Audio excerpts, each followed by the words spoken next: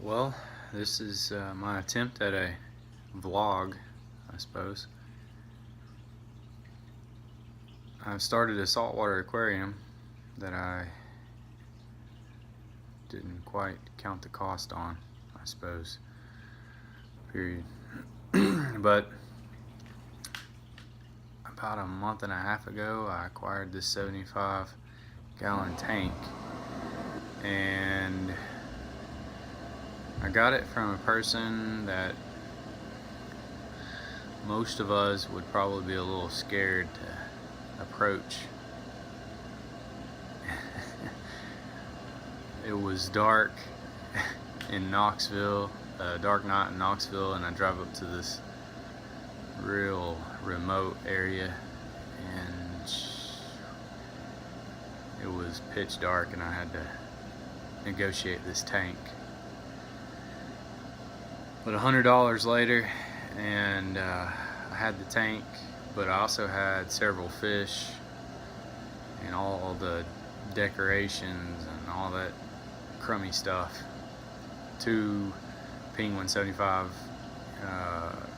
gallon size Penguin biofilters, and just a whole host of things, heaters and air pumps, and the cabinet. So I get that home and I had to set it back up as a freshwater, which I was less than thrilled about, but I couldn't just toss those in the drain, you know. So the best fish was probably this Placo that came with it.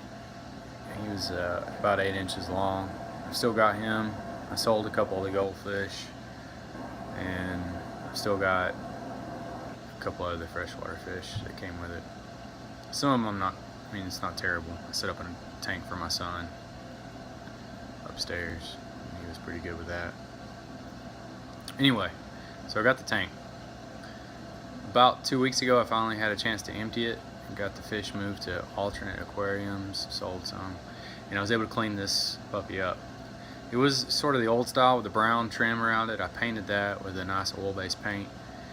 The actual cabinet was real, just to say it's rough is just really an understatement. It was just awful. It was terrible. Had some cabinet experience from a buddy of mine, and I worked with him, and I used some of that and kind of transformed this into what you see here, if I can. Not the greatest, but not too terrible. It didn't have door handles there, and I painted the hinges silver with some good spray. But the cabinet itself took several coats of primer, several coats of oil-based paint. It was a real chore, but I enjoyed it. It was okay. Pretty happy with it. The back is wide open. The inside I left in a primered condition. If I can, just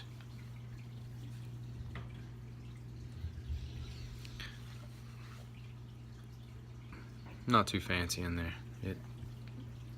Not too bad. So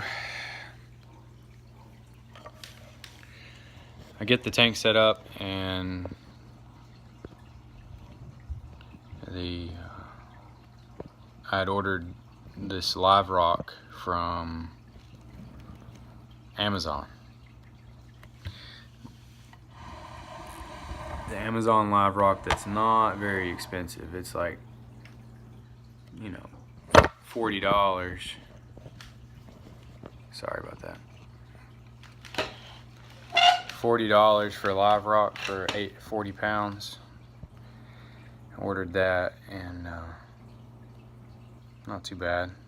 It's not too pretty, just sitting there, but it looks a lot better than it did look when it was empty or filled with those other fish that I had before.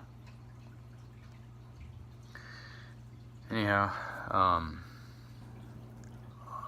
for what I did for now, just to get it cycling, get it running, get it going. So I used my old hang on the back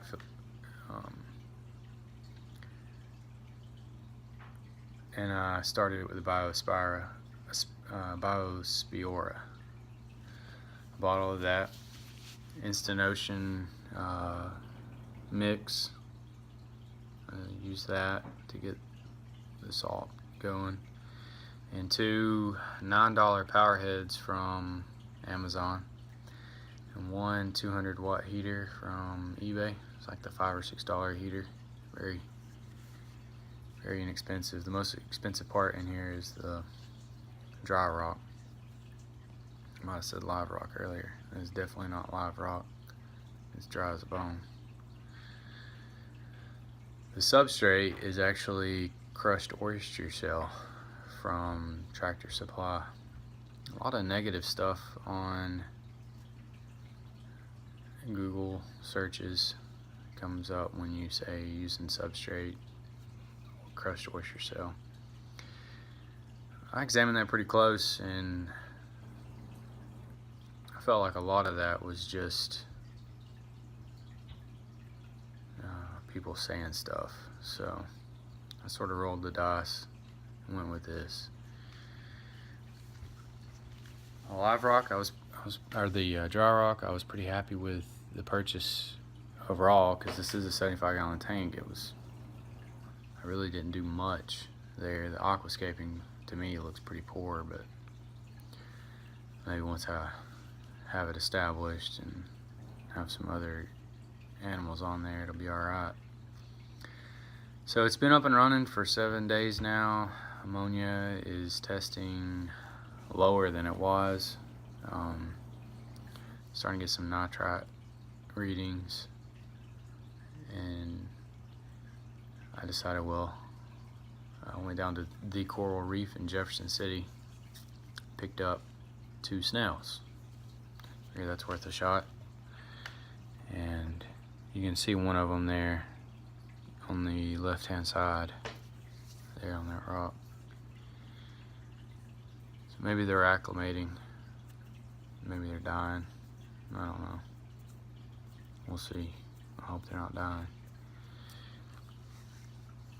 Game plan now is just to let her sit and let her roll. It's not in a great big hurry. I'm not really sure where I'll go equipment wise from here.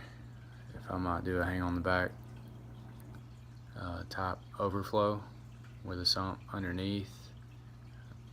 I got the capability to do that. I don't know if I'll really do it.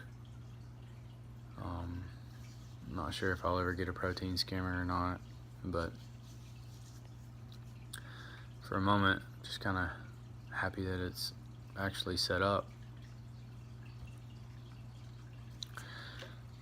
That's about it. If you guys got any comments, if you want to fire me up over using crushed oyster shell, feel free to. Or anything I've mentioned so far. Tear it up. Anyway, I'm happy to be in the hobby. We'll see. Here's a little close-up of the crushed oyster shell. It honestly looks like crushed coral to me. But what do I know?